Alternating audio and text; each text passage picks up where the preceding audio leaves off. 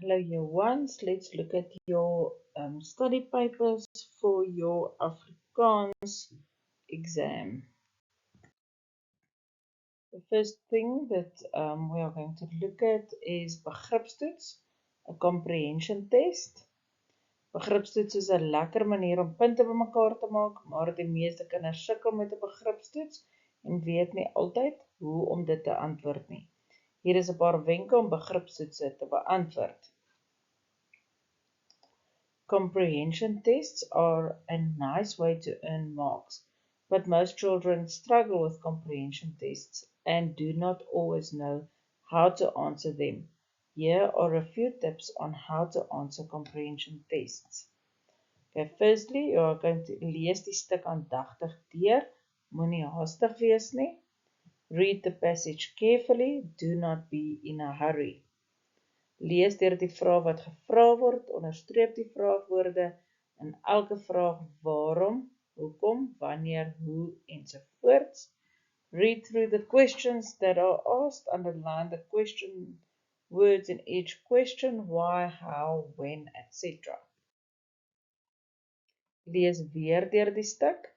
Read through the passage again.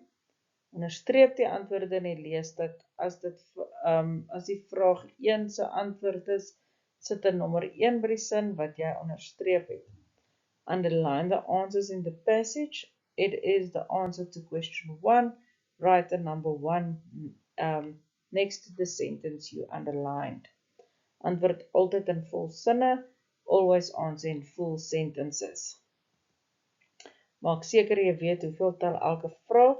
Dit sê vir jou hoe lank jou antwoord moet wees. Make sure you know how many marks each question counts. This tells you how long your answer should be. Soms is daar vrae wat se antwoorde nie in die leesstuk is nie. Vir sulke vrae moet jy self die antwoord uitdink. Sometimes there are questions where the answers are not in the passage. For such questions you think of the answer yourself.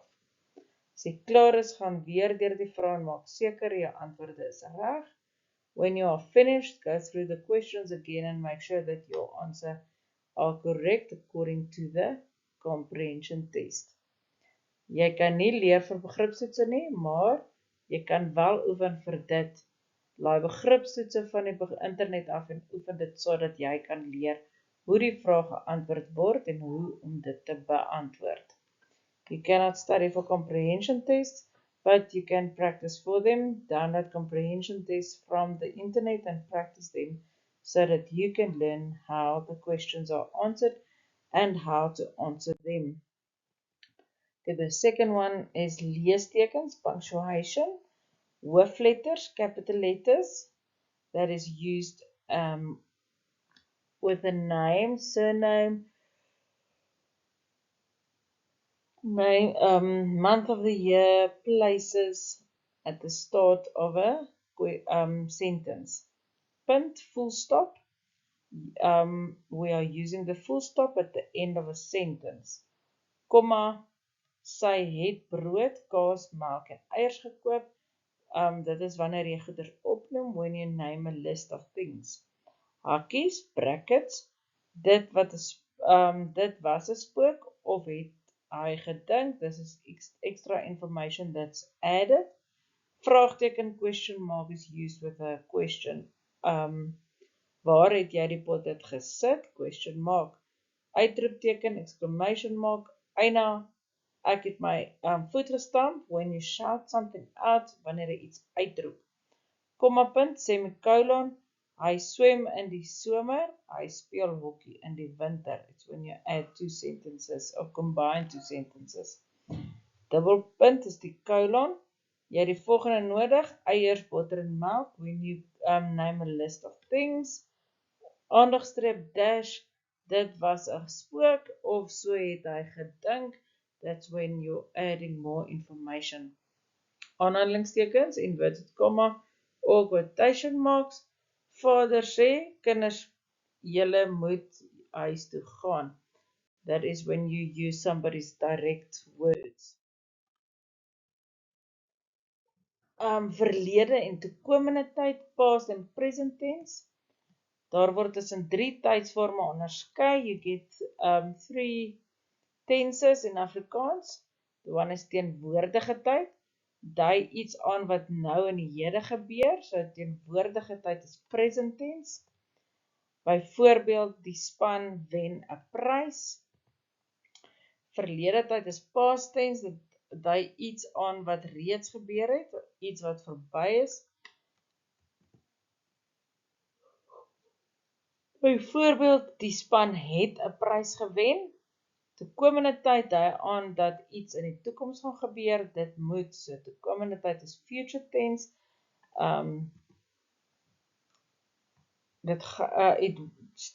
It will still happen. Byvoorbeeld, die span sal 'n prys wen. The team will win a prize. So verlede tyd, past tense, vertel ons van 'n aksie wat al reeds plaasgevind het. Past tense is an action that already happened. Reëls vir verlede tyd, rules for the past tense, het moet in die sin bygevoeg word. So you add had to the sentence. You need to add had to the sentence. You write it down in the place where the verb stands, and then the verb moves to the back and you add ge in front of your verb. Die werkwoord, iets wat jy doen in die sin, moet 'n ge vooraan kry. The verb, something you do, needs to get ge in front of it. Die werkwoord skuif na die einde van die sin. The verb needs to move to the end of the sentence. Example, ek skryf in my boek. Antwoord, ek het in my boek geskryf. So skryf moves to the back of the sentence and you add a ge in front of skryf, and in the place where the verb stood, you add the het. Ek eet roomys. Ek het roomys geëet. Toekomende tyd is still going to happen. Toekomende tyd is wanneer iets nog gaan of sal gebeur. Dit kan later, oor 'n rukkie, môre, oormôre, volgende week, volgende maand, volgende jaar, in die toekoms of binnekort gebeur.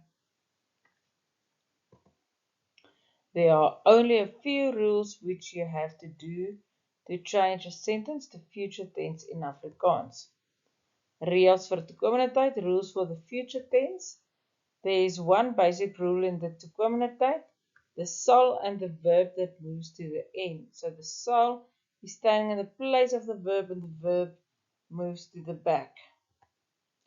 This rule works like this. You identify your first verb once this is identified, you replace that verb with sal and move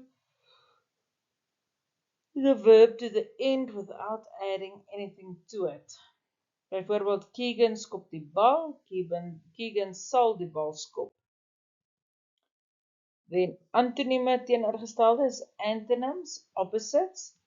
Dit is woorde wat die teenoorgestelde van mekaar is. It's words that's the opposite of each other.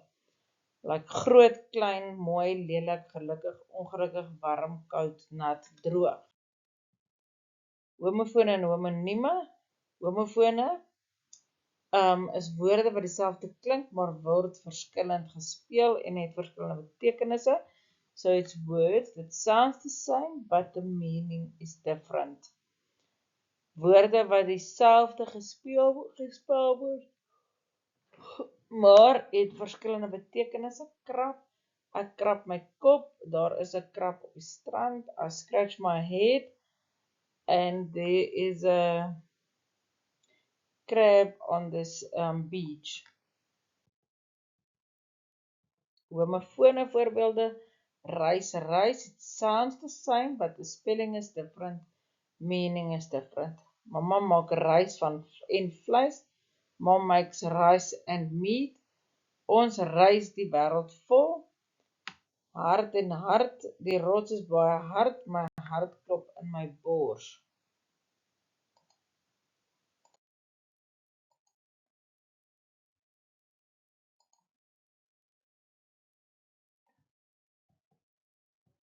So this is homonymous voorbeeld. It's words that sounds the same, spelling is the same, but the meaning is different. Lig, die sin klim by die leer op. The boy climbs the ladder. Ek speel mooi leer by die skool. Ek moet mooi leer by die skool.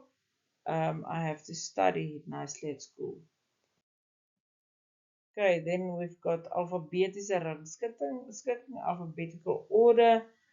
Daar is 26 letters in alfabet. Hulle gaan in hierdie volgorde.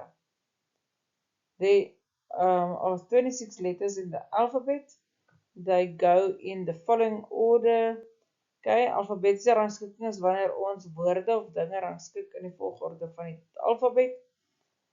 In die alledaagse lewe word verskeie dinge in alfabetiese orde rangskik. Skool is 'n lyste, boeke en kom in die biblioteek, telefoongidse. Wanneer jy woorde in alfabetiese volgorde plaas, moet jy na die eerste letter van die woord kyk. When placing words in the correct alphabetical order, you need to look at the first letter of each word. Thank you for listening, dear ones. Good luck with your exams and enjoy your holiday.